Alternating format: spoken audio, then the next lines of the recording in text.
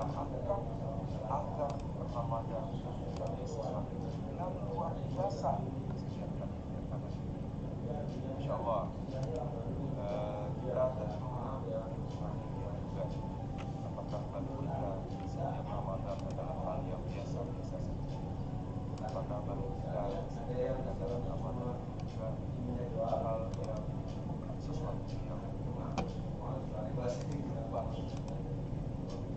Maka hari ini, tahun ini Allah memaksa kita, sekali lagi Allah memaksa kita untuk memasuki Ramadan dalam keadaan yang berbeda dibandingkan dengan Ramadan-Ramadan sebelumnya. Jujur saja, Ramadan kali ini terasa berbeda. Tapi yang benar-benar membuat apa sih?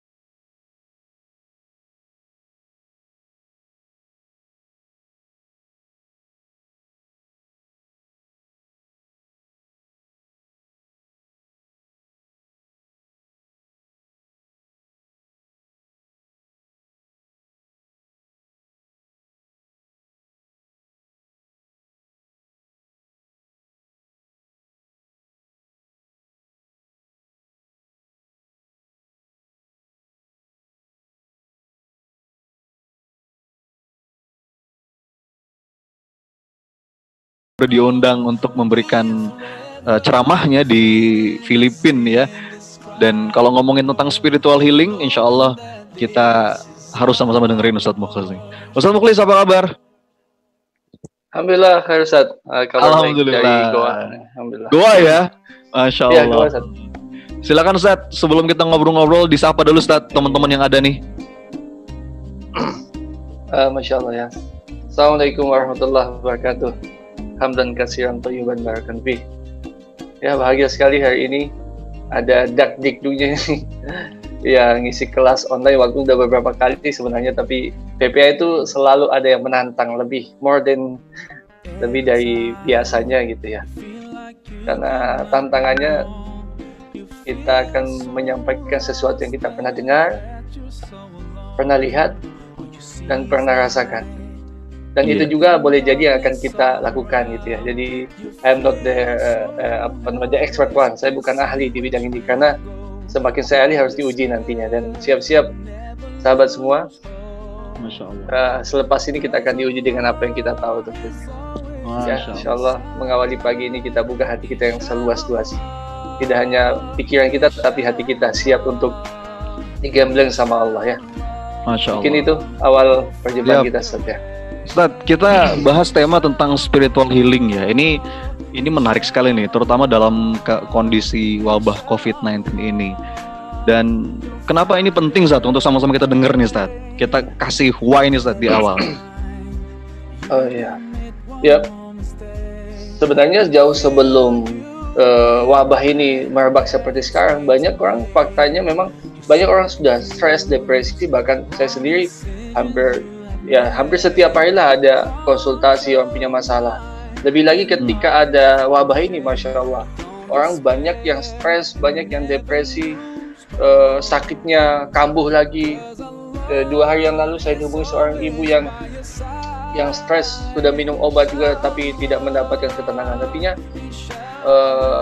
kondisi saat ini, kalau kita tidak bisa menempatkan posisi ujian ini, pasti akan membuat kita semakin terpuruk. Dan itulah kenapa sebelum jauh kita jauh melihat pandemi ini.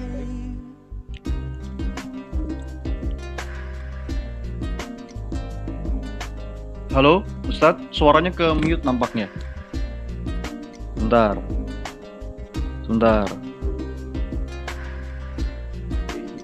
Nah, sudah nyambung Ustadz.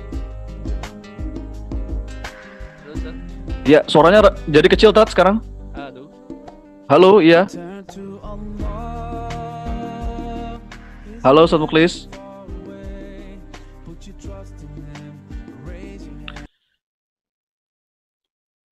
Alhamdulillah. Ya, halo Zat, monitor sekali lagi Zat, kita cek sound lagi. Halo. Halo Zat. Halo ya. Assalamualaikum. Nah, siap. Tadi agak kecil ya. Baik. Ya. Jadi gitu Zat ya, nggak apalagi dengan adanya wabah seperti ini, tanpa ada keadaan seperti ini pun banyak orang yang butuh healing, terutama secara psikis ya, tadi depresi, cemas. Dan ini sangat mempengaruhi kesehatan kita juga secara fisik gitu ya Ustaz ya. Iya. Masya Allah. So, teman-teman sekalian, insya Allah kita akan belajar nih, dan ciri khas dari kajian yang berusaha kita deliver di PPA ini adalah betul-betul simple, praktis ya, bisa diaplikasikan, dan mudah-mudahan juga berdampak gitu. Baik, nah sekarang langsung aja teman-teman sekalian, kita akan mulai kajian kita dengan Ustadz Mukhlis. Tapi sebelum itu seperti biasa, ini SOP dari panitia yang harus saya sampaikan. Teman-teman, insya Allah setiap kajiannya di webinar Teras PPA ini kita akan bagi-bagi door prize, berbagi rezeki Ramadan. Saya akan share di kolom chat ya, teman-teman bisa baca di situ. Yang pertama, door prize itu menarik insya Allah. Door prize berupa merchandise dari PPA, dari Yayasan Abu Letam Indonesia, ada buku, ada kaos, ada topi, dan lain sebagainya. Dan juga door prize berupa emas EOA Gold 24 karat. Ya. Dan siapa yang bisa dapat? Caranya gimana supaya kita bisa dapat Door Prize ini? Cukup mudah langkahnya. Tinggal share resume Anda. Jadi resume setiap kajian yang Anda ikuti di medsos. Lalu berikan hashtag Teras PPA, hashtag EOA Gold, ini sponsor kita, dan juga hashtag tema kita setiap kajiannya. Untuk kajian kali ini temanya spiritual healing. Jadi sertakan hashtag spiritual healing. Lalu sertakan juga link pendaftaran supaya syiar ya, banyak orang yang bisa bergabung. Sertakan website PPA, website EOA Gold, dan website Wakaf Pembangunan Pesantren. Ini teman-teman tinggal kopas aja. Tag FB-nya PPA, tag FB-nya Abulia Tama, juga di IG juga, boleh juga ditambahkan IG-nya saya, IG-nya Mas Randy, Sony Abikim, dan Reza Randy, dan juga IG-nya Ustadz Mukhlis juga boleh. Lalu tuliskan resume Anda yang paling menarik, yang paling inspiring, akan kita pilih mendapatkan hadiah, dan kita akan umumkan setiap kajiannya. Ya, jadi ini, saya. Mohon maaf nih ada suara anak saya. Kita akan umumkan di setiap kajiannya. Kalau untuk kajian hari ini, resumenya akan kita umumkan pemenangnya nanti malam. Lalu untuk kajian malam, kita umumkan kajiannya di kajian pagi. Jadi nanti setelah kajian ini, di akhir, saya akan mengumumkan kajian pemenang yang resum tadi malam. Gitu ya. Baik ya teman-teman ya. Sip, bismillah, kita akan mulai. Ustadz Mukhlis siap Ustadz? Ya, insyaallah siap. Siap ya. Slide-nya akan saya tampilkan dari laptop saya. Dan nanti kita sama-sama simak dari Ustadz Mukhlis. Silakan Ustadz, saya persilakan. Bismillah. Baik. Alhamdulillah. Assalamualaikum warahmatullahi wabarakatuh. Nahmaduhu wa nasta'inuhu wa nastaghfiruh wa na'udzu billahi min syururi anfusina wa min sayyiati a'malina. May yahdihillahu fala mudhillalah wa may yudhlil fala hadiyalah. Asyhadu an la ilaha illallah wa asyhadu anna Muhammadan abduhu wa rasuluh.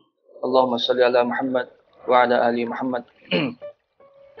Alhamdulillahilladzi anzala as-sakinata fi qulubil mu'minin yazdadu imanan ma'a imanihim. Walillahi junudus samawati wal ard wa kana Allahu aliman hakima. Alhamdulillah sahabat sekalian, mengawali perjumpaan kita pagi ini, tidak ada satupun ungkapan yang patut kita sampaikan selain puji syukur kita pada Allah Subhanahu wa taala. Apapun kondisi kita saat ini. Apakah kita sedang terpaksa melakukan isolasi diri? Apakah kita dalam kondisi pekerjaan kita mungkin hilang, atau mungkin penghasilan kita terbatas, atau mungkin dalam kondisi kita sakit, apapun kondisi kita masih menjadi hamba yang beruntung. Kenapa hari ini kita masih bisa menghirup udara ini dengan tidak ada satupun kendala. Kita masih bisa menikmati Amerika, di Prancis, Italia. Ada orang-orang yang sedang berusaha, dan itu ribuan orang berusaha untuk mendapatkan nikmat oksigen ini. Dicari ventilator, dicari alat untuk bisa memasukkan oksigen ke paru-paru mereka, tapi alat ini sudah habis. Kita hari ini, Masya Allah, kita bisa menghirup udara tanpa alat bantu. Kita bisa menghirup 20, 50, berapa kali pun kita inginkan tanpa pakai alat, tanpa harus bayar. Dan satu hal yang lebih penting, lebih baik dari itu adalah nikmat di mana saat di mana kita ini menyadari kita masih hidup dan kita sadar sepenuhnya siapa yang harus kita sembah. Sekali lagi, nikmat yang paling tinggi adalah nikmat saat seseorang ini masih ada di dunia ini, dia masih berjalan-jalan permukaan dunia ini, dan dia sadar penuh siapa yang dia sembah.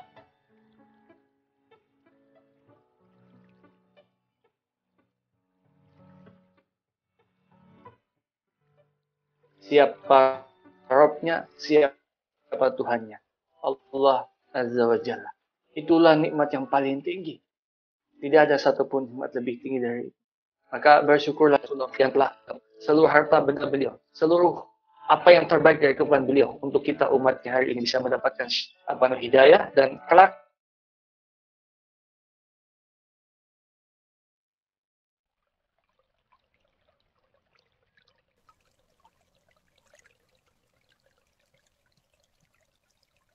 Halo, monitor Ustadz Mukhlis.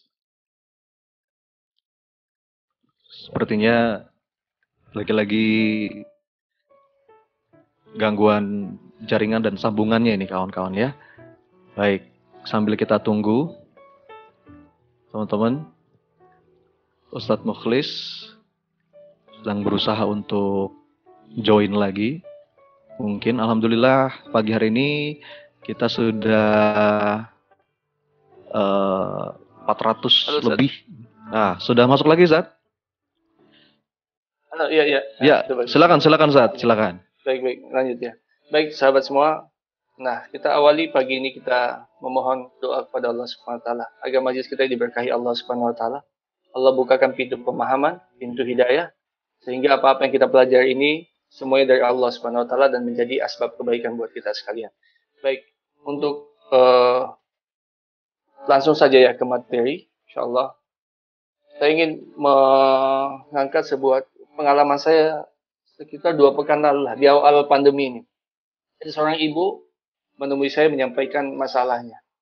Yaitu ibu ini sedang mempunyai anak kecil, bayi yang usianya masih 5 bulanan, dan Anda tahu bahwa bayi kecil ini masih bergantung sama ibunya, ya, ASI eksklusif tentunya.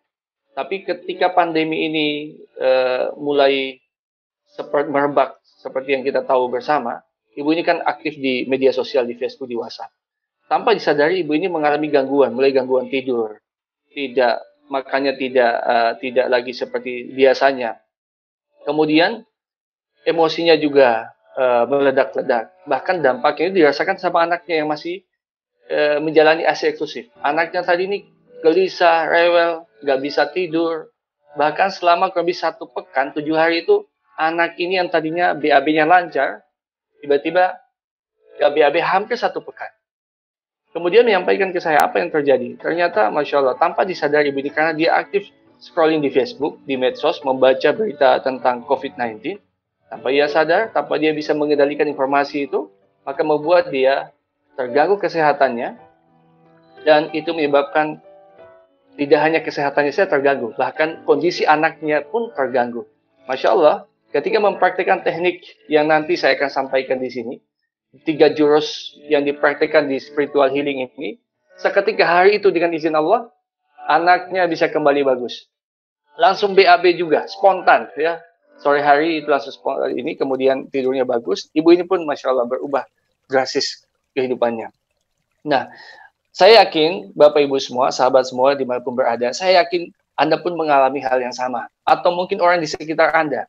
Dengan banyaknya pemberitaan tentang COVID-19, tentang kematian yang begitu banyak, bahkan di luar sana ribuan orang meninggal dunia dalam 1 hari gitu. Membuat banyak orang khawatir tentang dirinya. Di lain sisi, belakangan bukan hanya khawatir tentang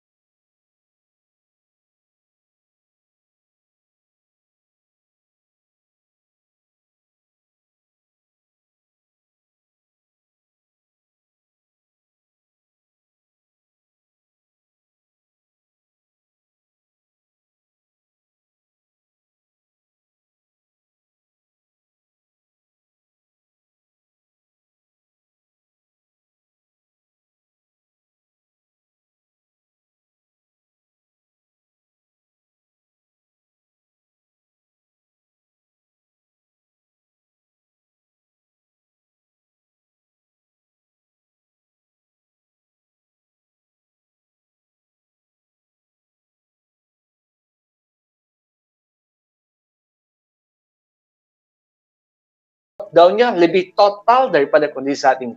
Kalau hari ini kita misalkan melakukan isolasi diri, tidak bisa kemana-mana, dibatasi, tidak bisa bekerja, tapi kita masih bisa akses internet, kita masih bisa menghubungi teman kita. Mungkin kalau kita tidak punya penghasilan, masih ada orang peduli dengan kita. Minimal ada pemerintah yang ngasih sembako atau mungkin relawan yang ngasih kita.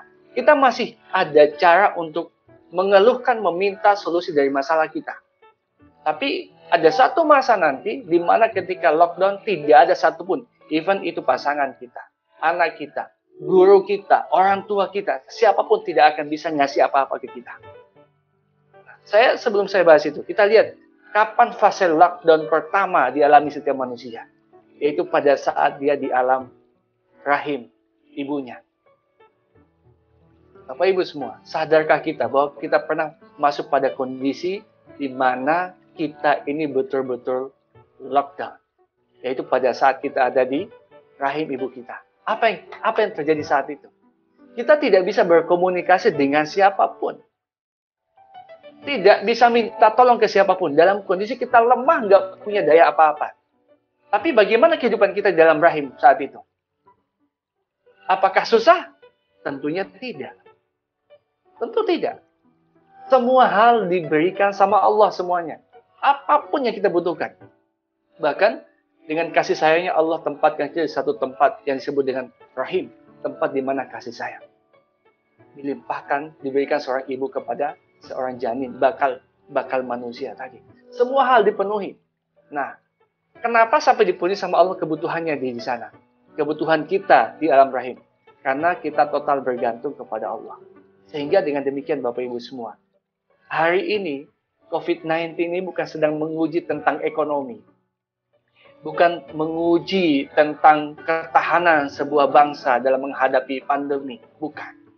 Tapi ketahuilah bahwa COVID-19 datang untuk menguji keimanan setiap orang. Maka guru-guru kita di PPA selalu menyampaikan, apapun yang datang pada kehidupanmu, ujian apapun pada ujungnya adalah ujian keimanan. Termasuk kondisi saat ini. Sehingga, kalau hati kita gelisah, tidak tenang, boleh jadi Bapak Ibu, mungkin selama ini kita terlalu banyak bergantung dengan cahaya-cahaya semu itu.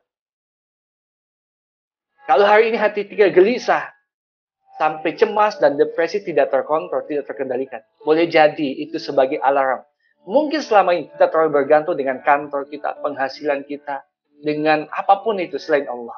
Nah, saat ini Allah mau uji siapa yang paling ikhlas keimanannya. Allah uji. Dan ketahui Bapak Ibu semua, ini bukan akhir. Akan ada satu waktu nanti di mana kita akan lockdown. Di mana itu? Saat kita masuk dalam kubur nanti. Semuanya total lockdown semua. Tidak ada yang bisa kita tempat curhat, minta tolong, nggak ada.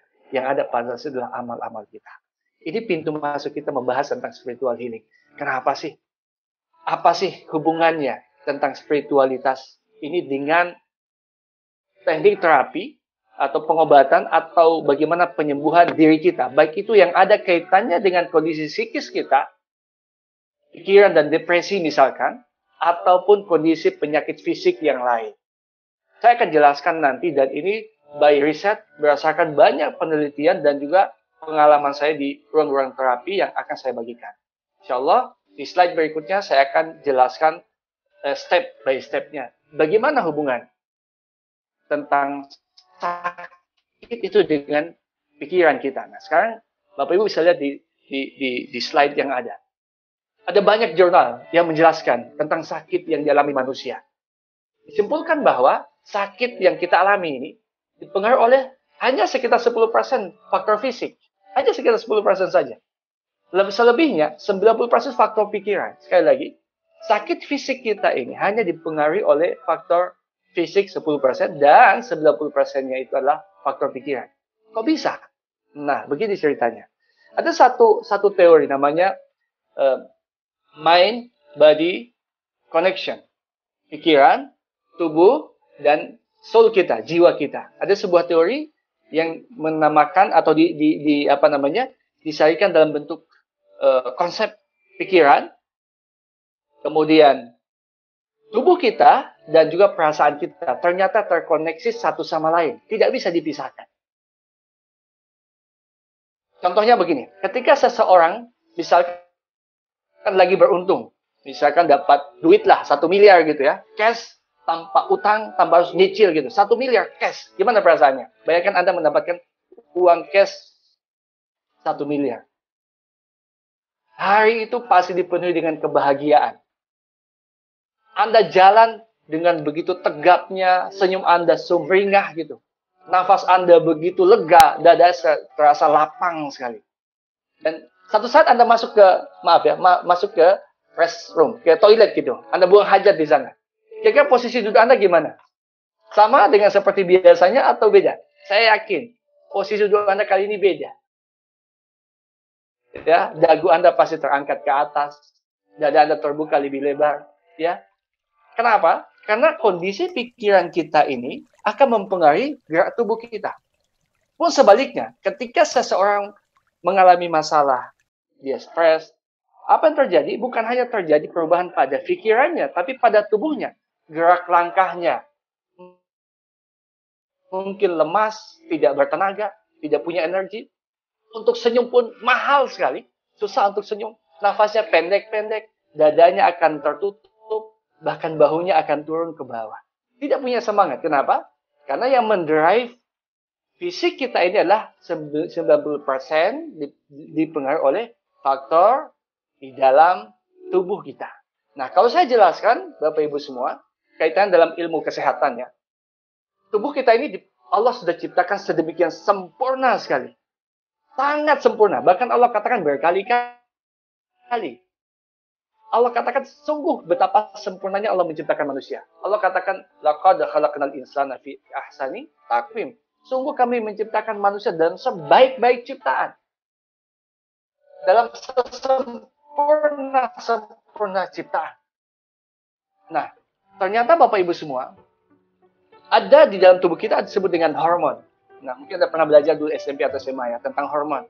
Di tubuh kita ini ada mediator kimia yang Allah ciptakan. Yang ini memanage tubuh kita. Kalau saya boleh membuat kelompok-kelompoknya. Ada hormon yang baik, ada hormon yang tidak baik. Walaupun sebenarnya tidak ada hormon tidak baik. Cuma dalam konteks sehat sakit saya buat perbedaan ini.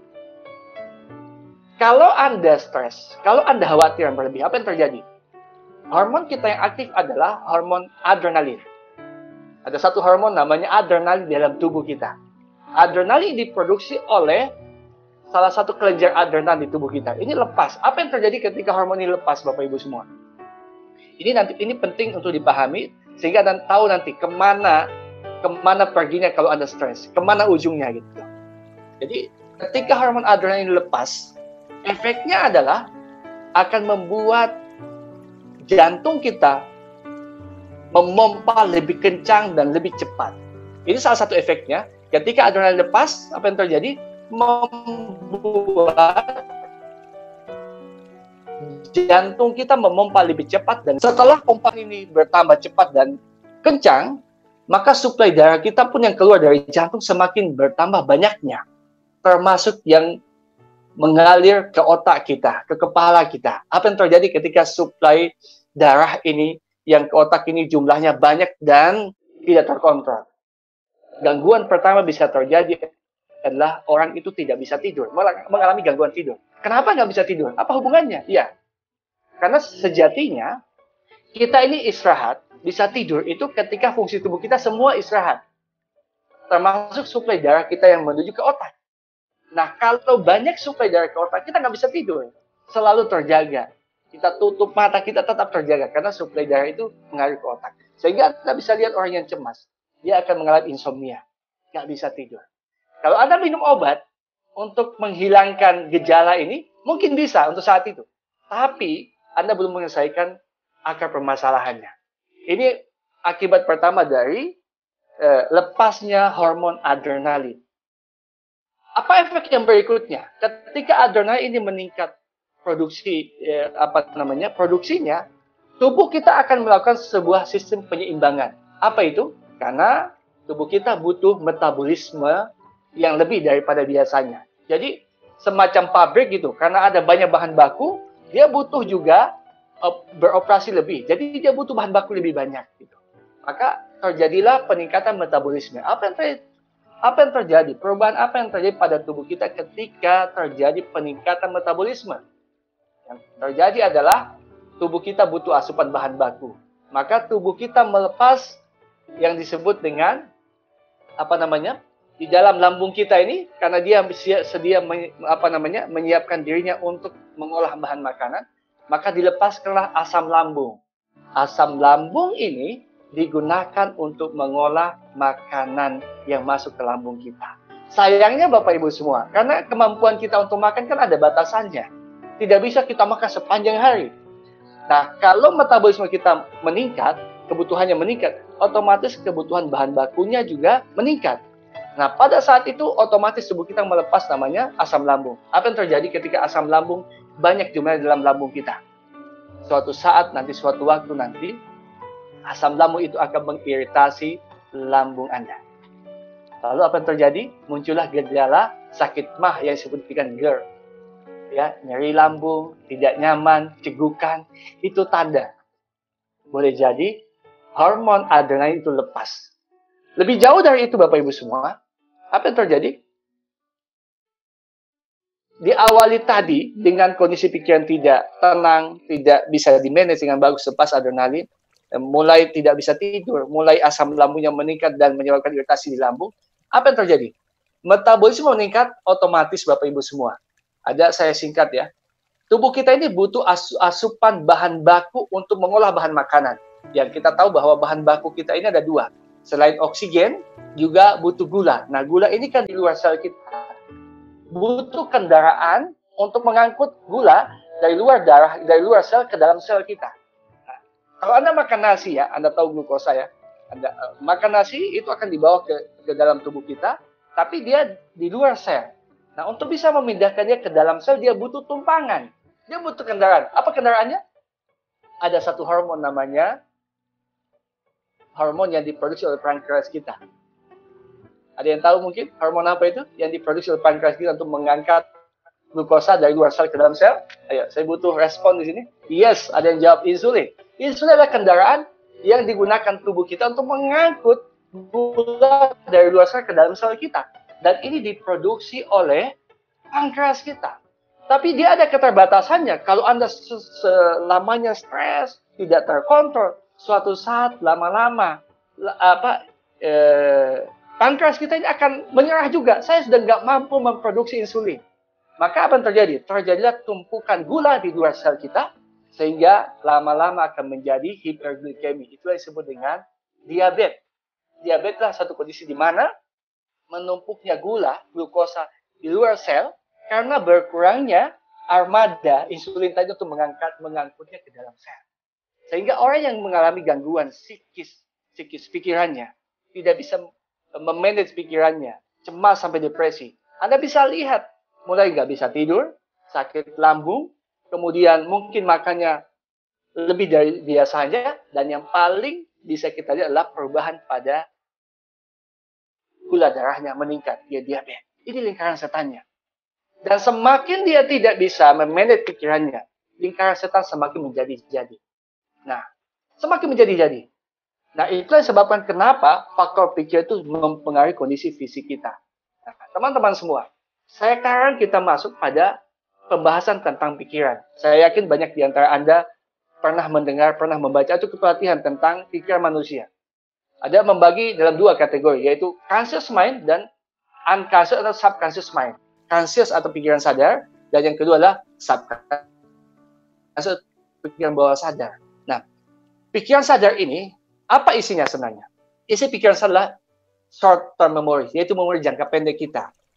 Isinya adalah niat kita. Isinya ya hal-hal yang sifatnya niat atau tekad dan sesuatu yang sifatnya memori jangka pendek. Nah, ini kekuatan dari conscious mind ini hanya 10%. Bahkan sebagian teori mengatakan 10-12. Di lain teori mengatakan pikiran sadar manusia hanya 1%. Hanya 1%. Anda bisa lihat apa semua isi dari conscious mind kita. Nah, ada critical thinking, ada logical thinking, ada short term memory. Tapi kalau saya ingin membuat menyederhanakan, apa sih pikiran sadar itu? Pikiran sadar ini terdiri dari 3 hal. Ciri khasnya ada 3. Yaitu sesuatu yang Anda sadari. Yang kedua, Anda rencanakan. Yang ketiga, Anda kendalikan.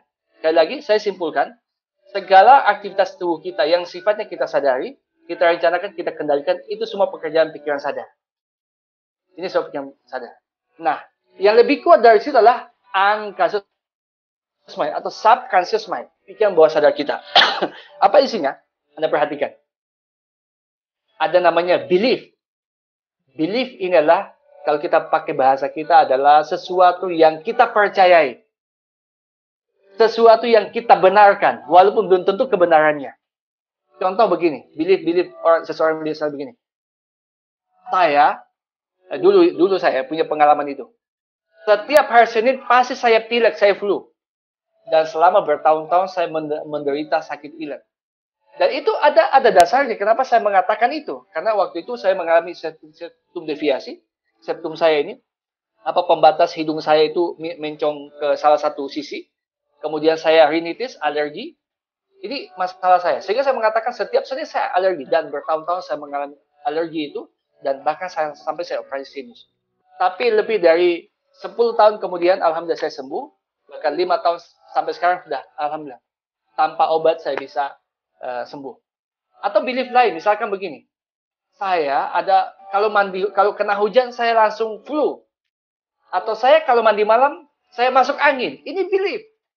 Semakin Anda yakini, belief ini akan berlaku dalam kehidupan Anda. Terlepas itu masuk akal atau tidak masuk akal. Nah, contohnya orang fobia. Fobia itu masuk ke beliefnya dia. Ada orang ketakutan sangat dengan tikus, ya, ada kecoa, ada dengan bulu ayam, macam-macam. Itu masuk di belief dia. Yang kedua, creativity atau yang lainnya. Tentang value dia, tentang kebiasaan. Ini subconscious mind. Nah, kalau saya kaitkan subconscious mind ini kaitannya dengan spiritualitas, dengan agama kita. Sebenarnya subconscious mind itu di mana sebenarnya? Di otak kita, di pikir atau di mana? Ternyata Bapak Ibu semua, subconscious mind itu adanya di mana? Di hati kita. Di hati kita sebenarnya. Contoh, perasaan itu di mana? Di hati. Semua ada di hati. Jadi kalau Anda mendengar tentang bahasa atau kalimat subconscious mind, itu adanya di hati. Nah, dikatakan sebuah hadis ya, sahih, dikatakan bahwa pada diri setiap manusia ada segumpal daging. Kalau daging itu baik, maka baik semuanya. Tapi kalau daging itu buruk, buruk semua. Dan Anda tahu kan apa itu? Langsung sampaikan, itulah hati, itulah kolbu. Maka sebenarnya akar masalah kita pada kolbu kita. Nah, sekarang Bapak Ibu semua, sahabat semua, kita lihat apa sih penyebab sakit. Ini saya sarikan dari ilmu yang saya dapatkan dari guru-guru saya, dari ruang-ruang terapi. Inilah menjadi simpulan penyebab sakitnya manusia. Baik itu fisik maupun psikis. Ya, bahkan mungkin baik itu menyangkut finansial, ini dia masalahnya. Karena merasa kok dompet saya ini kok kosong-kosong terus, ini sebab sakitnya. Pertama apa? Hak diri kita. Nah, menarik Bapak Ibu semua. Mungkin hal sebagian orang baru mendengarkan. Kok apa hubungannya sakit Pak dengan hak diri Pak? Apa sih hubungannya hak diri dengan sakit? Nah, Bapak Ibu semua, ketahui bahwa diri kita ini punya hak. Kalau saya mau buat gini, kalau saya sebut muhlis, muhlis ini bukan semuanya muhlis. Bukan semuanya muhlis. Muhlis ini adalah roh saya, tapi jasa saya berbeda. Mata saya berbeda, tangan saya berbeda, kaki saya berbeda. Ini hanya ditempelkan sama Allah. Semua ini mata dipinjamkan sama Allah. Kaki dipinjamkan sama Allah. Dan dia punya hak. Nah, dan dia punya kebutuhan. Nah, Anda lihat di slide, apa kebutuhan diri kita? Ada dua tentunya. Fisiologi dan juga rohaninya. Kita bahas tentang fisiologi dulu. Contohnya begini. Kalau Anda ingin hidup sehat, Anda harus konsumsi makanan yang sehat, kemudian tidak berlebihan, kemudian gizinya seimbang. Ini hak diri ya. Contohnya, kita butuh minum dalam kondisi kita puasa Ramadan begini. Anda tidak bisa mau puasa sepanjang hari tanpa Anda misalkan sahur. Anda bisa bertahan berapa lama sih? Mungkin mengandalkan doa-doa Anda. Iya, betul. Anda bisa saja. Allah bisa saja membuat Anda tidak minum berhari-hari dan bisa hidup. Bisa. Contohnya Ashabul Kahfi. 300 tahun lebih mereka tidak makan tidur, dijamin sama Allah. Tapi kita masuk pada dimensi di mana kita perlu ikhtiar. Maka syariat mengajarkan kita, saat sahur itu kita harus makan yang cukup. Karena kebutuhan fisiologi kita. Perhatikan Bapak Ibu semua, di antaranya saya yakin, betapa banyak orang ingin supaya sehat, dia olahraga, menu makanannya diatur yang seimbang, semuanya diatur semuanya. Begitu mereka sangat ketatnya dalam diet, sehingga mereka memastikan asupan nutrisi cukup dan sehat, bahkan olahraga. Karena mereka ingin sehat. Tapi sebagian orang, bahkan tidak sedikit, ada banyak orang yang ingin hidup sehat, tapi yang diperhatikan dari hak dirinya hanya aspek fisiologi saja. Hanya aspek pokoknya saya makannya buah, makannya protein, tidak banyak gorengan dan sebagainya, kan gitu. Mereka memperhatikan aspek fisiologi. Mereka lupa bahwa ada satu bagian yang penting dari seorang kalau ingin hidup sehat. Apa itu? Aspek rohani kita, kebutuhan tubuh dan rohani kita. Contohnya begini. Ada banyak orang yang mau makan saja, tapi dia lupa dari mana asal makanannya. Bapak Ibu semua, guru-guru saya menasihati, jangan mimpi kalau kita akan sehat kalau yang kita makan dari sesuatu haram, hasil menzolimi orang, nggak mungkin. Di satu hadis dikatakan bahwa tidak layak, tempat yang layak bagi tubuh, bagi daging yang tumbuh dari sesuatu haram adalah kecuali apa? Nerakanya Allah SWT. Sehingga ada banyak orang yang hari ini mencari kesehatan, tapi dia makan dari sesuatu haram, nggak mungkin bisa sehat. Jadi hak diri kita, tunaikan hak fisiologi dan juga rohaninya, termasuk Bapak Ibu semua. Tubuh kita ini semuanya, mata saya, tangan saya ini sebenarnya untuk apa? Diciptakan untuk satu tujuan, taat kepada Allah Subhanahu wa taala. Untuk taat sama Allah. Dan kita tahu semua wa ma khalaqtul jinna wal insa illa liya'budun. Sungguh kata Allah, diciptakan manusia ini supaya taat sama Allah, termasuk Bapak Ibu, mata kita, tangan kita semua untuk taat. Nah, perhatikan Bapak Ibu, waktu Anda misalkan kalau Anda punya anak kecil itu selalu jujur. Apa yang diucapkan, itu yang dia rasakan dan itu yang dia lakukan. Tapi seiring waktu biasa anak ini mulai tumbuh dan mulai dia tidak jujur, ya, belajar tidak jujur. Bahasa saya bukan tidak jujur, mulai ngarang dia. Mulai dia tidak mensinkronkan apa yang dia lihat, apa yang dia rasakan dengan apa yang diucapkan. Apakah terjadi perubahan pada dirinya? Pasti berubah. Gerak matanya mungkin berbeda, ya, agak gelisah, termasuk kita Bapak Ibu. Saya yakin, saya dan Anda sama. Kita pernah berbuat dosa, bahkan mungkin setiap saat kita buat dosa. Bagaimana perasaan kita saat berbuat dosa? Diawali dengan ketakutan, kekhawatiran. Itu pasti. Kemudian diakhiri dengan penyesalan. Kenapa? Kenapa sampai kita menyesal? Karena memang dosa itu membuat diri kita tidak jauh dari Allah dan keluar dari fitrahnya. Itulah kenapa Bapak Ibu semua, saat kita keluar dari fitrah kita, hak diri kita tidak tunaikan taat sama Allah, pasti yang terjadi adalah kegelisahan hati kita. Makanya ada banyak orang hatinya tidak tenang. Kenapa? Karena hatinya gelisah, karena dia bermaksiat pada Allah Subhanahu wa taala. Itu poin yang pertama. Nah, kita masuk pada poin yang kedua. Apa yang membuat sampai kita ini sakit? Nah, ego Bapak Ibu. Kalau tadi hak diri kita tidak manfaatkan untuk ketaatan pada Allah, maka yang kedua adalah yang menyebabkan kenapa kita sakit, fisik maupun non-fisik, adalah karena ego kita. Apa disebut dengan ego? Ego inilah, ya, kalau bahasa saya, ya, bahasa kita yang simple yang bisa kita paham. Kita menempatkan diri kita pada tempat yang tidak sepatutnya kita tempatkan. Dan kita keluar dari fitrah. Apa fitrah kita? Anda bisa, kalau yang pernah ikut kelas PPA, kelas offline, ya, di video pertama ditampilkan ini ayatnya. A'udzubillahi minasyaitonirrajim. Hal ata 'alal insani hinun minad dahri lam yakun syai'an madhkura. Al-Insan ayat 1. Bukankah pernah datang kepada manusia waktu dari masa yang ketika itu belum merupakan sesuatu yang dapat disebut. Jadi fitrah kita adalah kita ini bukan siapa-siapa, gak punya apa-apa, gak bisa apa-apa. Perhatikan Bapak Ibu semua, fitrah kita itu adalah kita bukan siapa-siapa. Yang kedua, tidak punya apa-apa. Yang ketiga, gak bisa apa-apa. Nah, kita bahas satu, ya. Kita ini bukan siapa-siapa. Ego itu selalu berbanding lurus dengan kita sejauh mana kita labeli diri kita. Misalkan, ada banyak orang mudah sekali sakit hati, mudah sekali tercederai hatinya, merasa disakiti, dikecewakan. Kenapa? Karena dia menempatkan dirinya ego yang tinggi. Ya, menempatkan sesuatu, misalkan Anda berbuat baik kepada seseorang. Saya ingat ada satu klien saya, satu waktu mengalami depresi yang berat sekali. Lalu minta tolong ke saya, satu waktu minta tolong, saya minta diterapi. Setelah saya datang ke tempatnya, dan saat itu dia bayar mahal, karena pertemuan nggak bisa ditunda, harus saat itu juga. Saya datang, ternyata sebabnya sederhana. Orang ini berbuat baik di tempat kerja dia menganggap sudah berbuat baik banyak, melakukan banyak hal. Tapi apa yang terjadi? Teman-teman di kantor dia, itu tidak ada satupun yang merasa berterima kasih dengan apa yang dilakukan orang ini. Bahkan bukan berterima kasih, malah dia mendapatkan cibiran dan cemoohan. Karena cibiran itulah membuat dia sakit hati dan depresi. Masya Allah. Hanya dengan menggeser hatinya saja, mengikhlaskan semuanya, maka dia berubah menjadi lebih sehat lagi.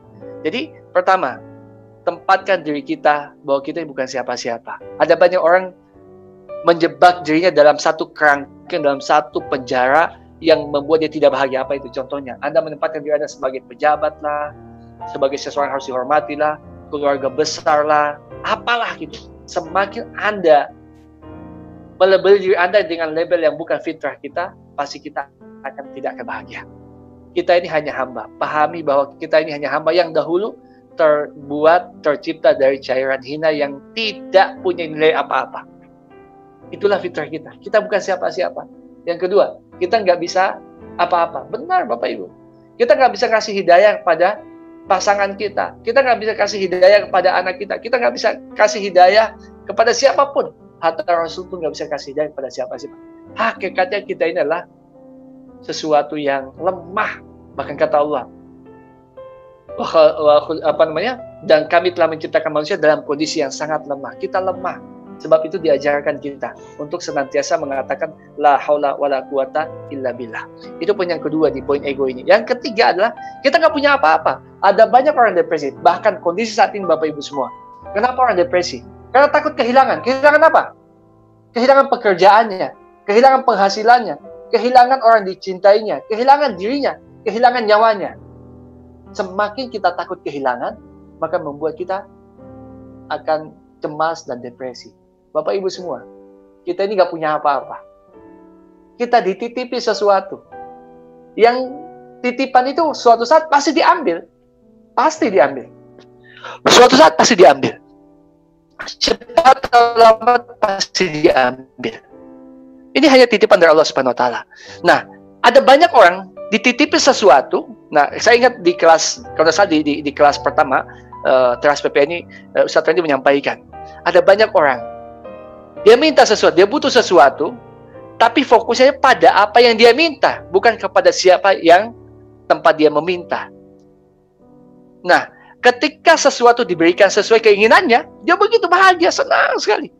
Tapi, satu ketika yang diberikan sesuatu yang dia tidak senangi, apa yang terjadi? Dia menolak semuanya. Dia menolak dan dia kecewa. Kenapa Tuhan kasih itu dia? Yang sesuai dia tidak minta. Maka Bapak Ibu semua, kita ini sebenarnya butuh apa? Butuh dikasih atau butuh disayang? Kalau orang butuh kasih, dikasih saja yang dia minta, maka suatu saat pasti akan kecewa. Karena tidak semua yang kita minta akan dikasih sama Allah sesuai keinginan kita. Dan Allah sudah katakan, wa asa an takrahu syai'a wa huwa khairul lakum, wa asa an tuhibbu syai'a wa huwa syarrul lakum. Boleh jadi. Kamu minta sesuatu yang kamu sukai, tapi Allah bilang, bukannya saya kasih. Nah, kadang-kala Bapak Ibu, masalah kita ini salah umumnya. Ya, Anda bisa bayangkan analoginya begini. Ada seseorang memberikan sesuatu kepada Anda, tapi Anda lihat ini barang Anda nggak suka, Anda tolak gitu. Tapi orang yang ngotot, ini bagus buat kamu, ini sesuatu yang baik buatmu, tapi kita menolaknya. Atau sebaliknya, ada sesuatu benda dititip ke kita, dan seseorang datang mengambil benda itu sebagai miliknya, tapi karena kita merasa benda ini kita suka, kita cintai, kita tahan gitu. Kita tahan. Jadi orangnya mau ngambil, tuannya mau ngambil, kita ini yang dititipi, menahannya. Gimana rasanya? Pasti akan terjadi tarik-menarik, dan tarik-menarik inilah menyebabkan kita sakit. Jadi konsepnya begini, di poin kedua ego ini. Kita menolak yang diberikan, dan kita menahan yang diambil. Ini kunci poin yang kedua. Yang ketiga, apa yang menyebabkan seseorang merasa sakit? Nah, ini ada kaitannya dengan poin yang tadi. Merasa memiliki, Bapak Ibu semua. Ya, ini ada kaitannya. Ya, kita ini nggak punya apa-apa. Jadi apapun yang hari ini Allah kasih, Bapak Ibu semua, harta Anda, pekerjaan Anda, pasangan Anda, anak-anak Anda, termasuk nyawa Anda, nyawa saya ini cuma dititipi sama Allah. Sadari bahwa ini bukan milik kita. Semakin Anda merasa memiliki, ketika sesuatu ini hilang nanti pasti kita akan tersakiti. Kita akan merasa kehilangan. Sadari semuanya, termasuk COVID-19, Bapak Ibu semua. Kalau Anda sadari semua datangnya dari Allah, dan Anda meyakini bahwa semua yang datang dari Allah ini baik. Ini konsepnya ya, konsep kita. Pertama, tidak ada satupun yang paling mengerti kita kecuali Allah. Yang pertama. Yang kedua, tiada yang paling mencintai kita selain Allah Subhanahu wa Ta'ala. Dan tiada yang paling memahami tentang diri kita selain Allah. Kenapa? Allah pemilik kita, Allah pencipta kita. Dan apapun yang Allah berikan, tidak ada satupun yang buruk. Semuanya baik. Ya, kita percaya dengan konsep ini ya, bahwa semua yang Allah kasih semuanya baik semuanya. Nah, Bapak Ibu semua, yang membuat label ini tidak baik, ini baik, itu kita saja sebenarnya. Nah, termasuk kondisi pandemi sekarang. Ada banyak orang begitu tidak ridho dengan kondisi ini. Kalau Allah mau kasih, terus siapa yang bisa menahannya? Nggak ada satupun kekuatan bisa menahannya. Dan Anda bisa lihat kesombongan manusia selama ini. Hanya dengan satu virus kecil, hilang semua kesombongan kita, Bapak Ibu semua. Maka sadari, pandemi ini pun datangnya dari Allah. Dan pasti ini baik, Bapak Ibu. Pasti baik, Bapak Ibu. Kalau ada yang meninggal dalam kondisi pandemi,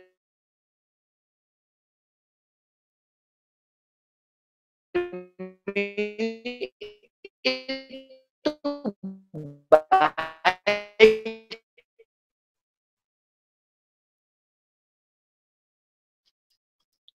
Halo, Ustadz? Putus-putus Kalau ya? ada yang kehilangan pekerjaan pada saat kondisi ini, itu baik. Ya. Halo.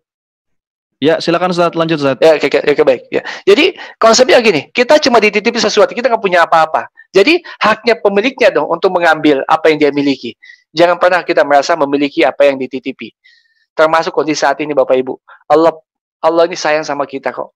Bahkan di satu guru saya mengatakan, sesungguhnya manusia ini diciptakan untuk dimanja. Kita ini diciptakan untuk dimanja. Coba bayangkan, kita tumbuh dan berkembang di dalam rahim ibu kita. Kemudian apa lagi? Kita dikasih mata, dikasih telinga. Kita nggak pernah minta. Dikasih hidung, tangan, semua dikasih. Dimanja sama Allah. Dimanja. Ya, Allah kasih yang terbaik semua buat kita.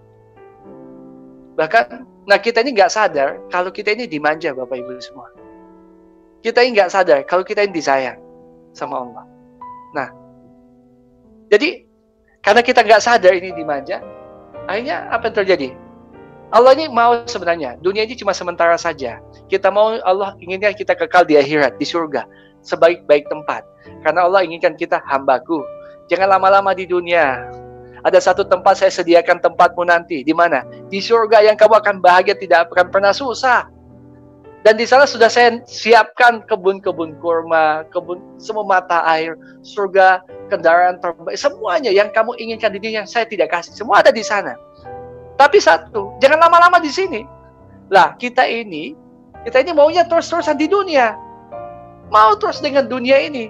Allah bilang, nah dunia itu kecil kata Allah, qalil, kecil kata Allah. Bahkan di satu hadis katakan, andaikan dunia ini lebih baik daripada sehelai sayap nyamuk, maka Allah tidak akan kasih pada orang kafir. Tapi karena tidak berarti hadapan Allah, dikasih ke siapapun. Sadari Bapak Ibu, tempat kita, kampung kita ini bukan di dunia. Kampung kita itu di surga nanti. Di sana tempat kita berasal. Gak apa-apa, apapun hari Allah mau ambil saja. Asalkan nanti kita kembali ketemu di surganya. Diambil anak kita, Allah ambil, yang penting dia masuk surga. Diambil rumah kita, ambil saja. Yang penting kita ketemu di surga nanti. Apapun itu. Ya kita tidak punya apa-apa, semua milik Allah Subhanahu wa Ta'ala. Yang keempat, nah ini dia, punya nggak ridho. nggak ridho Bapak Ibu. Nah ini banyak orang yang terjebak dengan masa lalu. Anda bisa bayangkan, ada banyak orang yang usianya 30, 40, 50 tahun atau 60 tahun. Tapi orang ini terjebak dengan masa lalunya. Dia kecewa dengan masa lalu, dia tidak ridho dengan masa lalunya. Padahal Bapak Ibu semua, apapun yang Allah kasih, semuanya sudah by design-nya Allah. Saya analogikan begini. Kalau Anda nonton film ya, kan ada sutradara yang udah buat sutradara. Kalau Anda lihat, perhatikan pemeran utamanya gitu. Gimana kehidupannya di awal mulai sinetron itu gimana? Seorang sutradara, apakah dia menjalani hidupnya dengan kondisi baik gitu? Semuanya mulus atau gimana? Ya, tentu kita tahu. Di awalnya selalu saudara itu di awal dengan kesusahan, ditipu, mungkin disakiti, diancam mau dibunuh, kehilangan harta, apapun itu. Sampai tengah episode pun seperti itu. Bapak Ibu semua, setiap saya dan Anda ini dibuat skenario sama Allah persis seperti film, Bapak Ibu. Allah ingin kita di akhir episode hidup kita menang, husnul khotimah. Allah punya mau begitu. Nah, untuk bisa husnul khotimah ini Allah buat skenario hidup kita di awal supaya kita belajar seperti itu. Nah, kita ini maunya ngatur sutradara. Kita ini sebagai pemeran, tapi karena lihat nih skripnya ini, skripnya. Kok saya susah sih? Kok saya nggak dapat pekerjaan? Kok saya kehilangan ini? Kok saya disakiti, dikecewakan? Pasangan saya pergi, selingkuh dan sebagainya. Kita ini protes dengan skrip yang dibuat oleh sutradara kita. Lalu kita ngotot, sudahlah saya buat skenario hidup saya yang baru. Nggak bagus yang ini, jadi kita buat. Bayangkan Bapak Ibu, yang membuat kita susah ini sebenarnya satu. Kita nggak siap jadi pemeran utama, kita mau jadi sutradara atas hidup kita. Dan itu susah. Kita, ada yang tulis sok tahu. Kita bukan siapa-siapa Bapak Ibu. Jadi sadari, kalau kita lihat kehidupan orang terdahulu, di PPA, guru di PPA mengajarkan kita selalu mengambil kisah ibrah dari orang terdahulu. Contoh Nabi Yusuf Bapak Ibu. Anda lihat kisah hidupnya. Gimana di awal? Sekalipun bapaknya Rasul dekat sama Allah. Tapi dibenci oleh saudaranya. Sebegitu bencinya dibuang ke sumur. Setelah itu dia jadi budak. Setelah itu difitnah. Setelah itu masuk penjara. Tahun 1-2, ya bukan 1-2 tahun Bapak Ibu. Belasan bahkan puluhan tahun. Skenario yang sulit itu dilewati. Tapi ujungnya gimana? Apakah Allah menzalimi Nabi Yusuf? Lah. Allah katakan saya tidak pernah menzalimi hambaku. Di akhir kehidupannya, dia bisa menyelamatkan ayahnya, saudaranya, bahkan satu negeri ini selamat karena Nabi Yusuf ridho dengan takdir Allah. Pun demikian Nabi Musa.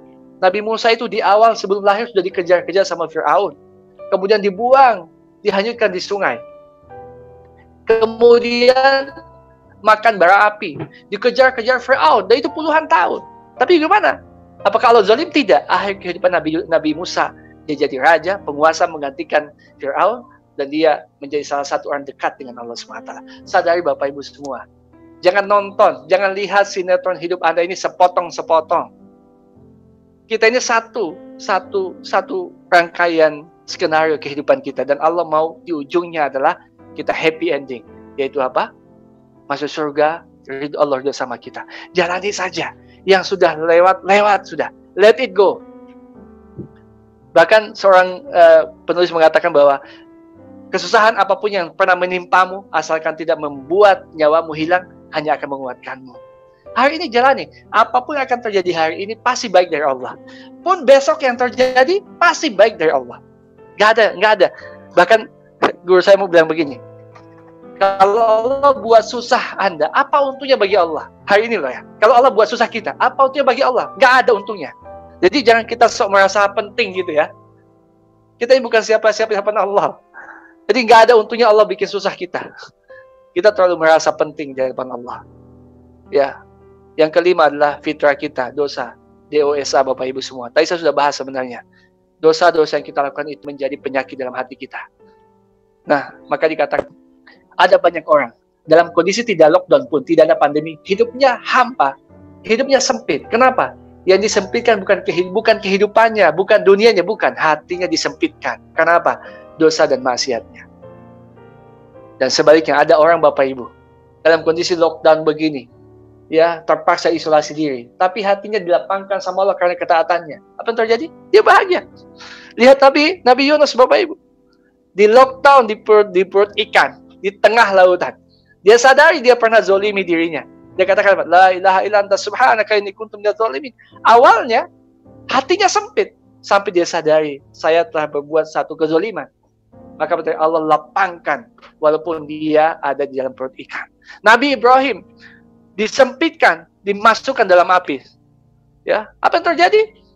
Hasbunallah wa ni'mal wakil. Di dalam kobaran api dia bisa menikmati hidangan dari surga langsung dari Allah. Bahkan dikatakan dia makan buah-buah segar di dalam kobaran api itu. Masya Allah. Kita hari ini Bapak Ibu, di lockdown begini, kemana hati kita? Apakah kita mau katakan hasbunallah wa ni'mal wakil? Atau kita mau nunggu kapan ada relawan, kapan ada dermawan mau tolong saya? Kita nggak yakin bahwa Allah bisa nolong kita, Bapak Ibu. Kita belajar dari Nabi Yunus, Nabi Ibrahim, Nabi Musa. Nah, yang keenam, Bapak Ibu, ganjalan tisu nih, bagian paling penting.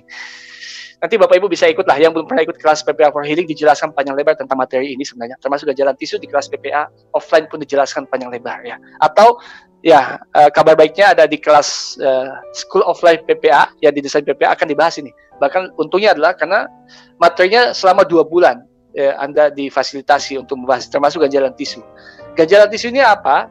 Saya yakin yang ikut kelas kemarin sudah dibahas ya, kalau nggak salah ya, ada sempat disinggung. Yaitu apa ya? Ganjalan tisu ini seperti analogi dari guru kita di buku PPA dikatakan begini. Anda misalkan punya uang nih, punya tabungan gitu ya di ATM Anda. Satu waktu Anda pergi ke satu tempat dengan menggunakan kartu ATM.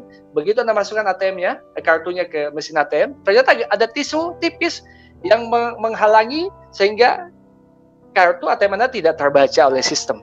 Maka praktis Anda tidak bisa mengeluarkan duit Anda. Sama Bapak Ibu, ganjalan tisu dalam amalan kita begini.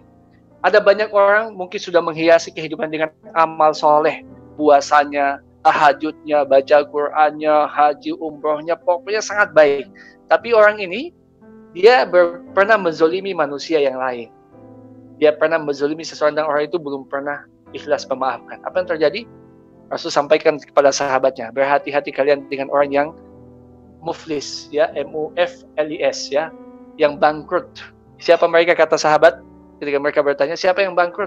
Kata Rasul, orang di dunia yang begitu amalannya banyak, tapi di akhirat nanti habis semua amalannya. Kenapa sampai habis? Karena banyak orang pernah disakiti, dikecewakan, dizolimi, dan orang itu setiap mereka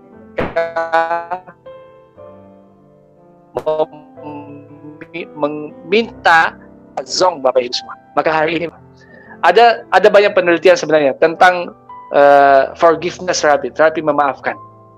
Demi Allah Bapak Ibu, Anda bayangkan saja, saya yakin setiap Anda pernah jengkel sama seseorang. Gimana rasanya?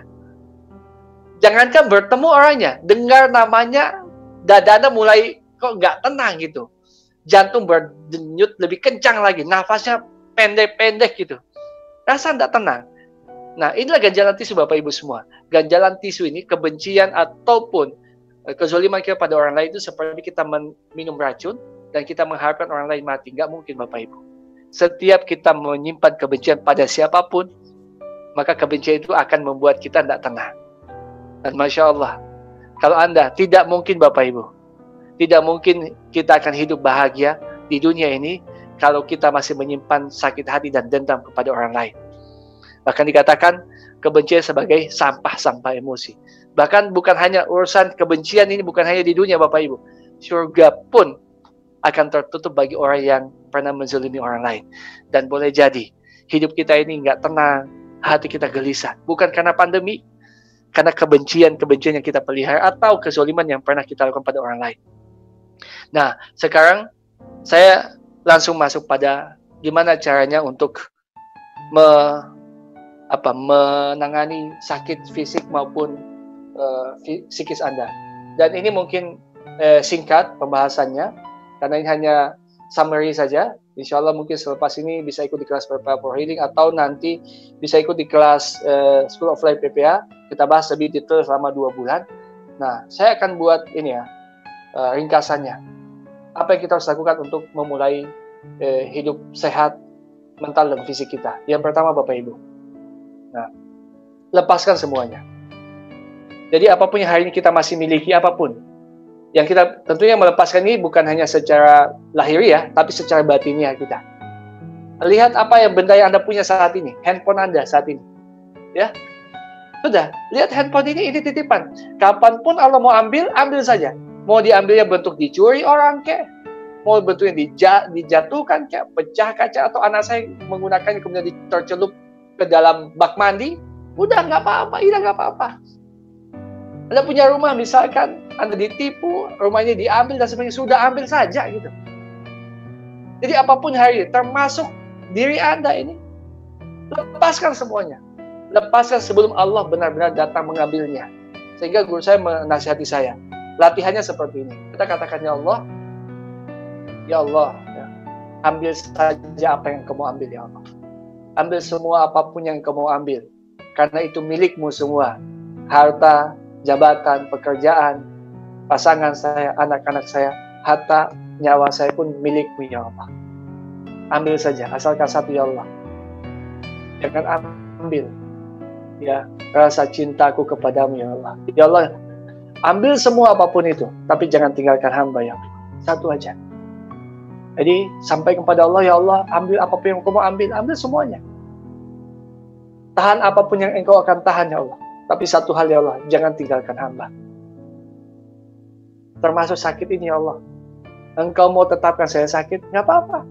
Saya akan tetap berikhtiar untuk sembuh-sembuh, saya minum obat, saya ke dokter, dan sebagainya. Tapi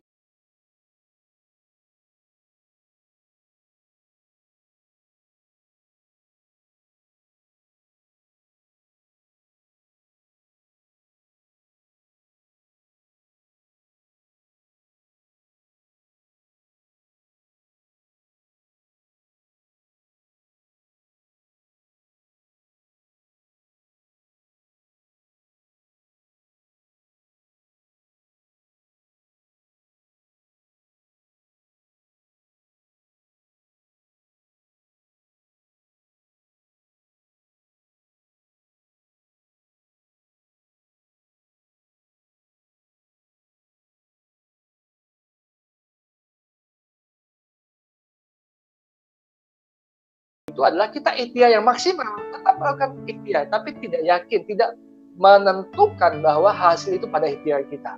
Ya, ini sudah dibahas di materi Ustaz Sony. Bahwa ikhtiar itu bukan tidak melakukan apa-apa, ya, tetap melakukan usaha. Kalau Anda sakit, tetap berobat ke dokter, tapi jangan Anda tempatkan sembuh Anda dengan obat. Katakan begini, dokter mengatakan, kamu nggak bisa sembuh lagi, udah nggak apa-apa, dengarkan aja itu. Karena yang menyembuhkan siapa? Allah. Faiza maritu fahuwa yasfin, kata Allah. Kalau saya sakit, Allah menyembuhkan. Ini poinnya. Yang kedua, Bapak Ibu semua, apapun yang Allah kasih, karena konsep tadi, semuanya baik, terima aja. Hari ini apapun kondisi Anda, apapun kondisi saat ini, terima saja. Jangan menolak sesuatu yang Allah kasih, Bapak Ibu. Allah kasih sakit, terima saja. Allah ambil apa yang Allah terima, sudah, terima semuanya. Kita harus husnuzon sama Allah. Termasuk besok, Bapak Ibu. Apapun terjadi besok. Karena ada banyak orang, hidupnya itu kalau bukan terbelenggu masa lalu, juga dia terlalu khawatir dengan masa depannya, sehingga dia lupa bahwa hari ini dia termasuk hamba yang beruntung karena dia masih hidup. Ada banyak orang terlalu khawatir dengan masa depannya, dia lupa menikmati hari ini. Maka Bapak Ibu semua yakin, kita ini loh, tadi itu, dimanja sama Allah gitu. Allah manjakan kita. Besok Allah tidak mungkin kasih sesuatu yang buruk buat kita, kecuali keburukan karena asbab perbuatan kita, dosa kita lakukan itu membuat kita sesuatu terjadi tidak baik dalam diri kita. Tapi sungguh Allah itu ingin kita baik semuanya. Tidak ada. Dan sekali lagi, tidak ada untungnya bagi Allah untuk membuat kita susah, Bapak Ibu. Coba Anda perhatikan anak kecil. Anda yang punya anak. Saya sekarang punya anak 3, ya, 8 tahun, 6 tahun, sama 6 bulan sekarang. Masya Allah. Anda lihat, anak-anak itu tidak tahu apa-apa. Tapi saya dengan ibunya memikirkan masa depannya. Gimana dia sekolah di mana nanti, gimana bajunya, gimana. Kita pikirkan semuanya. Ya, anak itu nggak tahu. Dia nangis, dia tidur, dia nggak tahu apa-apa. Nah, kita ini, saya orang tua yang cuma dititipi anak, memikirkan itu semua. Bayangkan Bapak Ibu semua, bagaimana Allah sama kita. Apakah Allah ini setelah kita lahir di dunia dibiarkan terlunta-lunta gitu dengan masalah kita? Enggak. Allah enggak mau lihat kita susah. Allah enggak mau lihat kita susah. Ya. Dan Allah sudah menyediakan skenario terbaik kehidupan kita. Menit ke depan, 2 menit, 1 hari ke depan, 1 tahun ke depan, semuanya indah, semuanya baik. Sangka baik sama Allah Bapak Ibu. Ya. Sebagaimana sangka baiknya Nabi Zakaria, Masya Allah. Nabi Zakaria kita lihat kehidupannya. Dia seorang Nabi yang dekat sama Allah. Dia minta anak, 1 aja anak. Dia minta anak 1. Berapa tahun? Puluhan tahun. Allah nggak kasih anak. Parahnya lagi, udah puluhan tahun berdoa sama Allah. Allah bukannya ngasih anak, kasih yang diminta. Tapi dikasih apa? Tulangnya tambah lemah semuanya. Bahkan istrinya jadi mandul. Orang mengatakan, Zakaria, kamu nggak mungkin punya anak. Semua orang mengatakan, kamu nggak mungkin punya anak. Sudah setua itu, istri mantul nggak mungkin punya anak. Tapi perhatikan bagaimana husnuzonnya Nabi Zakaria. Masya Allah. Dia katakan, dia dalam munajatnya, walam akum bidu'aika rabbi syakia. Ya Allah, sekalipun manusia mengatakan, saya nggak mungkin punya anak. Ada satu hal saya yakini. Saya nggak pernah kecewa saat meminta kepadamu. Masya Allah. Kita belajar dari Nabi Zakaria. Nggak pernah bersangka buruk sama Allah. Sekalipun manusia semua bersangka buruk, dia tetap sangka baik sama Allah. Nah, yang terakhir Bapak Ibu, kita maafkan. Maafkan masa lalu, maafkan diri kita, maafkan orang lain. Gak ada untungnya Bapak Ibu. Coba Anda pikir-pikir, apa sih untungnya menyimpan rasa benci, rasa dendam itu? Coba. Enak saja. Saya nggak mungkin melupakan perlakuannya, Pak. Nggak mungkin. Iya, terserah Anda mau mempertahankan kebencian itu, silakan aja. Itu pilihan Anda. Tapi pertanyaannya, apakah ini kehidupan yang Anda inginkan? Menyimpan kebencian itu? Tentu tidak. Kita mau bahagia. Dan demi Allah, tidak mungkin kita bahagia dengan cara menyimpan kebencian. Bahkan orang yang kita benci itu, boleh jadi saat ini mendoakan kebaikan untuk Anda. Atau sebaliknya. Ya. Atau sebaliknya, Bapak Ibu. Ya. Orang-orang yang pernah menzolimi Anda saat ini, mungkin sudah memaafkan Anda. Jadi, di poin memaafkan, lupakanlah semuanya. Maafkan orang-orang pernah membenci Anda. Pun, kalaupun mereka membenci itu sebenarnya bukan maunya mereka, tapi Allah yang mendesain mereka jadi seseorang yang datang dalam kehidupan Anda, lalu menguji keimanan Anda. Saya teringat satu waktu ya, ini mungkin 2 slide terakhir. Saya ingat satu waktu, belum lama, sekitar 6 bulan atau 5 bulan yang lalu. Satu malam, saya ingin mengisi kelas PPA di satu kota. Saya ingin ada meeting di PPA Institute di Jakarta. Saya berangkat waktu pesawat subuh dari Makassar. Nah, saya malamnya itu tidur di ruang tamu. Saya nyalakan lampu, karena saya mau berangkat dari rumah itu sekitar jam 3:30 pagi. Saya tidur di ruang tamu, saya nyalakan lampu. Udah lihat, 2:30 saya harus bangun. Masya Allah. 2:30 tepat, saya bangun dan persis 2:30 itu, saya lihat jam 2:30. Tapi kali ini yang membuat saya bangun bukan karena saya sendiri. Ternyata ada sesuatu di telinga saya sebelah kanan. Ada rasa sakit yang luar biasa. Ternyata ada serangga, ada semut merah itu masuk ke telinga saya. Dan Anda bisa bayangkan, saya nggak tahu, ada mungkin pernah mengalami. Sakitnya luar biasa. Dan itu digigit telinga saya, sakit, luar biasa, sakit sekali. Saya ingin teriak, tapi tengah malam ya. Saya khawatir terganggu tetangga saya. Saya biarkan aja. Hanya saya ambil jari telunjuk saya tusuk, saya masukkan ke dalam telinga. Untuk maksudnya apa? Saya tutupi lubang telinga saya dengan harapan oksigen itu tidak nyampe ke dalam, sehingga nanti semutnya mati lemas karena nggak punya oksigen. Karena logika saya main ini. Kalau saya tutup lubang telinga saya, tidak ada suplai oksigen, semut ini akan mati lemas. Ternyata setelah lama-lama gitu ya, nggak bisa, nggak mati juga. Saya begitu benci sama semut ini. Satu waktu, saya singkat ceritanya. Saya sadari, ya kok saya ini benci dengan semut. Bukankah semut ini diutus sama Allah, datang gigit telinga saya. Dan dia cuma menjalankan skenario yang Allah tulis buat dia. Saya mestinya tidak boleh membenci semut ini. Akhirnya tadi saya begitu benci dengan semut, saya katakan, ya Allah, saya ikhlas ya Allah. Walaupun sakit ya Allah, saya ridho ya Allah. Saya yakin semut ini datang karena Engkau mengutusnya. Ya Allah, biarkan semut ini menuntaskan tugasnya. Dan tidak lama kemudian, semut ini pun keluar. Kalau tadi saya ingin bunuh semut ini, kali ini saya biarkan. Wahai semut, terima kasih untuk pelajaranmu malam ini. Saya biarkan dia hidup. Masya Allah, dan saya dapat pesan penting malam itu. Apa itu? yakin siapapun yang pernah datang dalam kehidupan kita, entah itu memberikan kebahagiaan atau membenci atau memberikan rasa sakit, sadari Bapak Ibu semua, itu bukan maunya mereka, itu maunya Allah Subhanahu wa taala. Maafkan. Nah, satu hal Bapak Ibu yang penting, memaafkan diri Anda. Nah, masuk di slide terakhir. Saya singkat aja di slide terakhir. Nah, tadi saya sudah bahas tentang harga diri. Ada banyak orang Bapak Ibu semua, kita begitu peka saat kepala kita sakit, saat perut kita sakit, gigi kita sakit. Tapi seberapa pekanya kita saat kita dalam kondisi yang sehat, kepala kita sehat seperti saat ini, gigi kita dalam kondisi yang normal, perut kita normal. Apakah level kepekaan kita sama ketika kita sakit? Kebanyakan orang tidak, Bapak Ibu, termasuk saya. Kita mudah mengeluh saat nikmat sehat itu hilang, tapi kita tidak bersyukur saat nikmat itu masih ada. Maka ada satu teknik terapi saya buat Bapak Ibu semua. Ini ada di banyak riwayat ya yang dijelaskan bagaimana Rasulullah mengobati seseorang. Diletakkan tangan kanannya di bagian yang sakit, ya. Di sana ada, itu mungkin tekniknya gitu. Tapi saya mau sampaikan satu hal, poinnya di sini tentang memaafkan.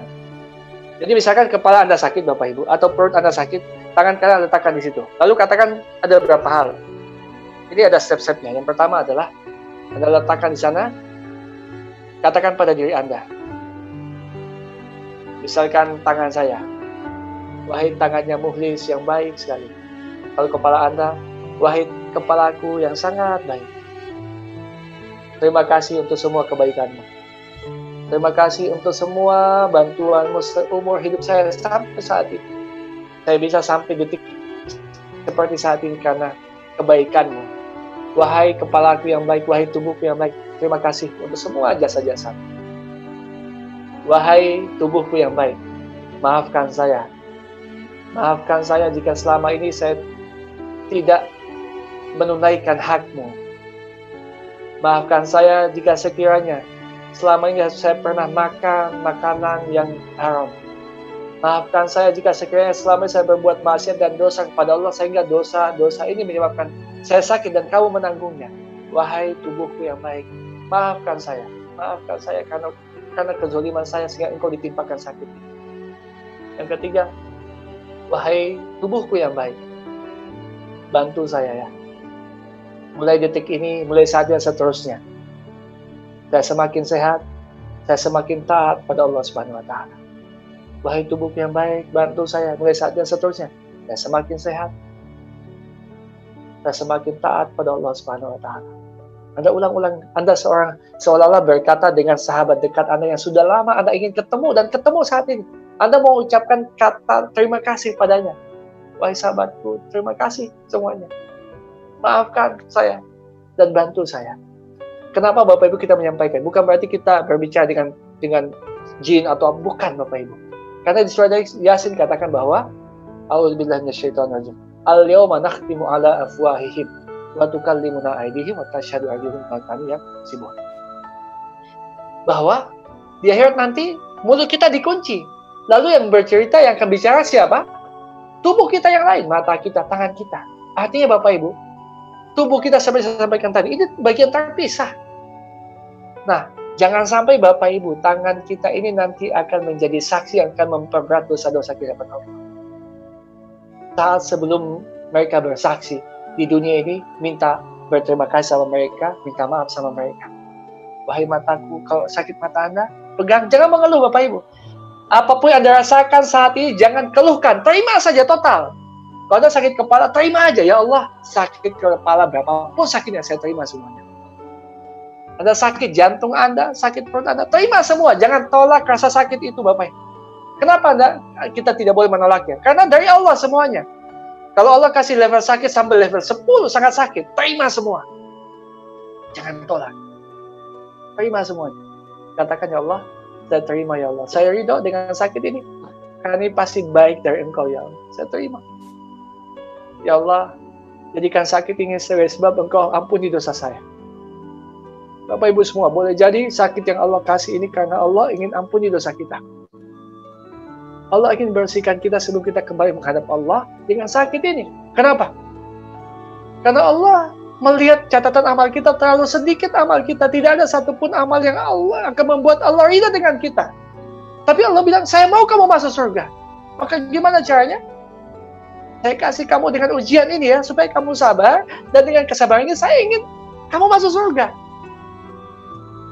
Di sebuah hadis katakan bahwa ada orang akan ditinggikan derajatnya dengan amalan. Tapi dia tidak sampai di titik itu.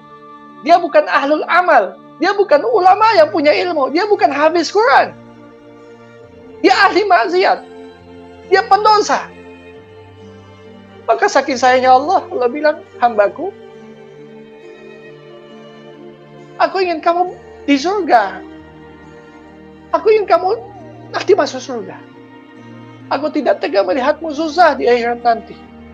Aku berikan kamu sakit. Dengan sakit ini, saya ingin engkau ridho dan dosa-dosamu saya ampuni. Tapi kita ini dasarnya tidak terima, kita tolak. Itu membuat kita sakit, Bapak Ibu. Hari ini, terima sakit itu. Ya Allah, saya terima sakit apapun. Ya Allah, saya terima apapun yang engkau ambil dari diri saya ambil semuanya. Apa yang engkau sisakan, saya terima semuanya.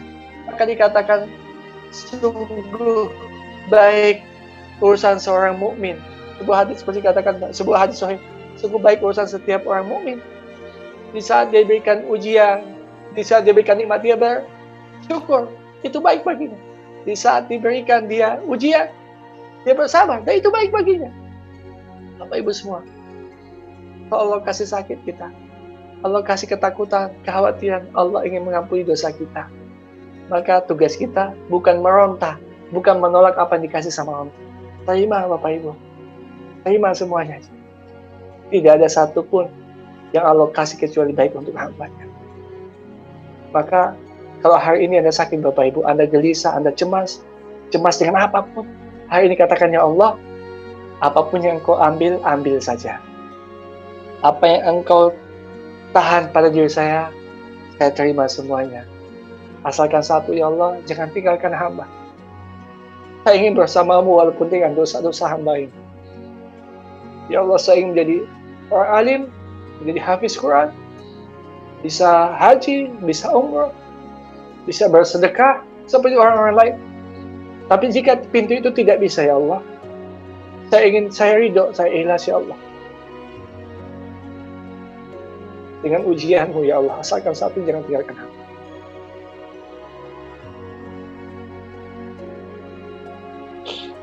Bapak Ibu semua, semoga COVID-19 ini menjadikan kita semakin dekat dengan Allah. Ketakutan kita dengan virus ini membuat kita semakin dekat dengan Allah. Dan sampai ketakutan kita dengan virus membuat kita semakin jauh dari Allah. Bapak Ibu semua, kalaupun pada hari kita meninggal dalam kondisi pandemi ini, sungguh kematian yang diberikan banyak orang. Kita akan ditakdirkan mati syahid. Maka tidak ada yang perlu kita khawatirkan. Karena semuanya baik dari Allah Subhanahu wa Ta'ala. Demikian sahabat semua, ya, semoga Allah SWT berkahi kita. Ya. Sungguh, terakhir saya mau sampaikan bahwa sembuh itu mudah bagi Allah, Bapak Ibu. Sangat mudah. Hanya dengan satu kata, kun saja selesai. Tapi bukan itu. Bukan itu. Allah bisa sembuhkan Anda saat ini. Mudah sekali. Tapi bukan itu. Allah mau kita membaca pesan cinta dari setiap sakit yang kita rasakan. Supaya apa? Kita ridho dengan Allah. Bahwa apapun yang Allah kasih, semuanya baik dari Allah. Demikian yang bisa saya bagikan Bapak Ibu semua. Sekali lagi ini ilmu dari guru-guru saya yang saya dengarkan. Saya baca tulisan mereka. Ya Allah, semoga membuat saya semakin dekat dengan Allah, pun dengan Anda Bapak Ibu, semoga bermanfaat ya. Kita niatkan sebagaimana spirit guru-guru dari PPA. Mudah-mudahan jadi legasi kita Bapak Ibu. Dan jadi ini salah satu amalan yang saya tinggalkan ketika saya meninggal dunia nanti. Ada orang-orang bersaksi kepada Allah bahwa saya pernah bertemu Bapak Ibu semua walaupun dalam dunia ini. Anda bisa doakan saya keampunan kepada Allah Subhanahu wa Ta'ala. Kita mohon kepada Allah di bulan kemuliaan ini, bulan Ramadan ini, jadikan asbab Allah ampuni dosa kita. Sekian sahabatku semua. Barakallahu fikum. Ana uhibbukum fillah. Wassalamualaikum warahmatullahi wabarakatuh. Waalaikumsalam warahmatullahi wabarakatuh. Ustadz Mukhlis, barakallahu fiik, masya Allah. Semoga betul-betul ilmu yang bermanfaat yang kami terima ini jadi amal jariah buat antum sekeluarga insya Allah. Saya terus terang hanyut Ustadz, anak pribadi hanyut ya, sampai nggak sadar waktunya udah lewat ini. Bapak Ibu mohon maaf ini ya, saya sangat menikmati setiap paparan yang Ustadz Mukhlis sampaikan. Ternyata udah 10:30 ya. Jadi mohon izin ini saya nggak buka tanya jawab ya Bapak Ibu kawan-kawan ya. Mudah-mudahan nanti kita bisa ketemu di kesempatan yang lain. Ini baru sedikit yang Ustadz Mukhlis bagi ya. Bayangkan kalau kita bisa berinteraksi lebih lama dengan para trainers, dan kita ada beberapa program yang memang itu bisa membuat kita berinteraksi lebih panjang dengan para trainers. Ada School of Life PPA dan beberapa program-program yang lain yang nanti insya Allah akan diinfokan di grup ya. Ustadz Mukhlis, terima kasih Ustadz. Sama-sama Ustadz ya. Jazakumullah khairan. Masya Allah. Berkah buat antum. Ya. Bapak Ibu, terima kasih atas kebersamaannya. Dan nah ini ada School of Life PPA batch 2 juga insya Allah sebentar lagi kita buka. Bagi yang belum daftar bagi yang ingin daftar dan belum daftar bisa menghubungi nomor yang tertera di flyer ini. 0813-171-0034. Ini 2 bulan ya, dibersamai oleh para trainers lewat WhatsApp. Insya Allah mudah-mudahan jadi informasi yang bermanfaat. Baik, seperti biasa Bapak Ibu, ini SOP kita di teras PPA. Dan ada beberapa door prize yang ingin kita umumkan. Jadi bagi kawan-kawan, Bapak Ibu yang ingin berkesempatan mendapatkan door prize-nya, seperti yang tadi sudah saya infokan di awal, saya ulang lagi infonya ya. Di akhir acara ini, Anda bisa berkesempatan mendapatkan door prize dengan cara sharing resume dari kajian yang Anda ikuti, tambahkan hashtag teras PPA, tambahkan hashtag EOA Gold, sponsor kita nih, dan tambahkan juga hashtag spiritual healing, judul dari kajian pagi ini supaya kita mudah nanti ceknya. Jadi hashtag spiritual healing, lalu tag FB-nya PPA, tag FB-nya Abuliatama Indonesia, juga FB saya pribadi juga boleh, ya. Nanti kita akan pilih yang paling menginspirasi, itulah yang kita berikan door prize. Nah ini ada pemenang untuk kajian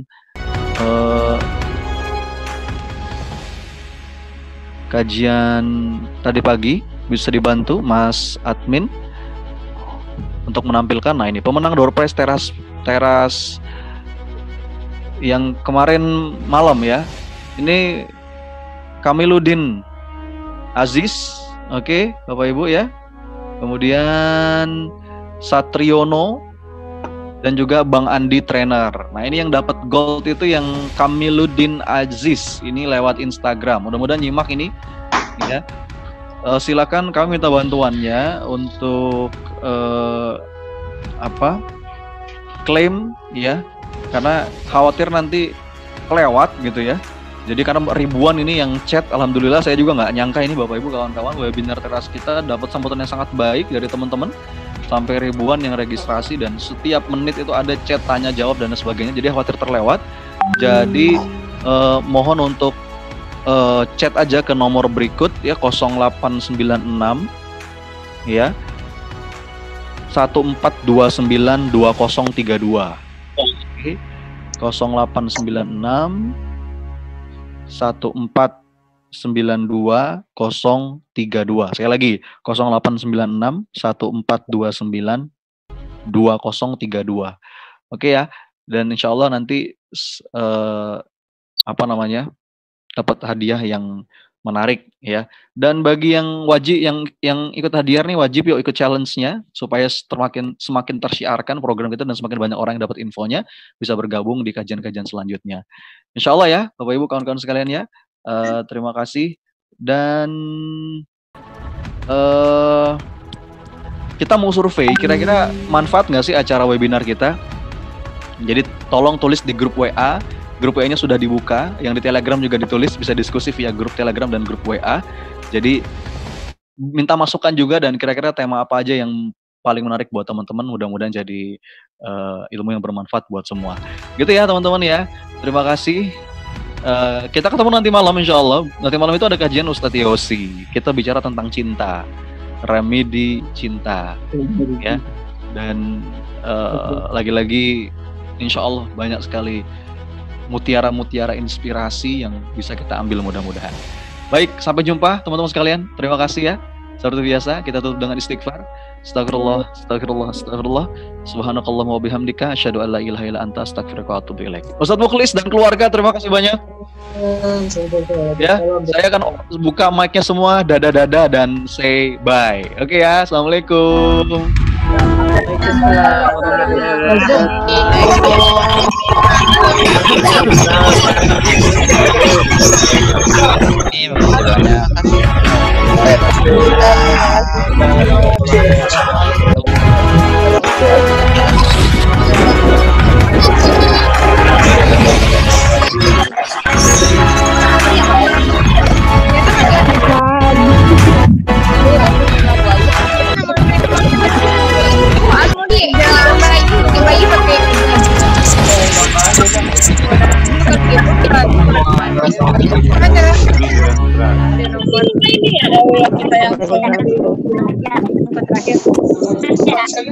Nomor telepon lengkap.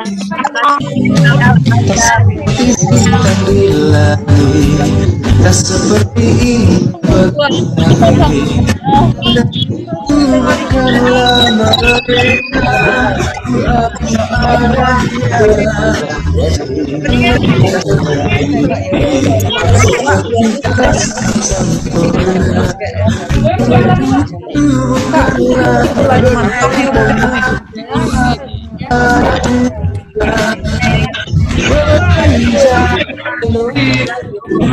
dengan segala kekurangan seperti